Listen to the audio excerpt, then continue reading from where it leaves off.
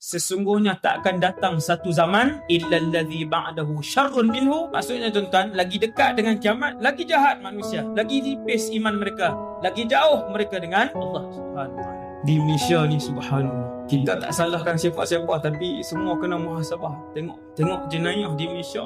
Saya sebut 3 aja: solat, zina, bunuh di Malaysia. 3 aja. Lagi 18, lagi 20, tak payah cakap ni judi, arak, riba, tak payah cakap ni. 3 ni je. Orang kita dah 5 bintang di Malaysia ni. 3 jenayah. Solat, 80% tak solat di Malaysia. Solat. Tuan-tuan, kalau 80% tak solat, harapan apa yang tuan-tuan nantikan untuk generasi akan datang? Baru solat, baru bahas solat. Zina, statistik Jabatan Pendaftaran Negara, 10 minit seorang anak luar nikah. Tak hebat ke? Belum yang dalam tong sampah, belum yang depan masjid, belum yang dalam sungai, belum yang dalam hutan, belum yang bawah jambatan. Tak masuk. Berapa bintang tu? Tak termasuk yang tidak didaftarkan. Dan angka ini meningkat. Fakta ni ada. Sebab saya berceramah dalam TV, dalam radio, saya ambil fakta, saya tak ambil tepi-tepi jalan. Saya tengok, saya buka laman web, saya tengok jabatan ni, sini saya tengok. Saya cakap hasbunallah wa ni'mal wakil.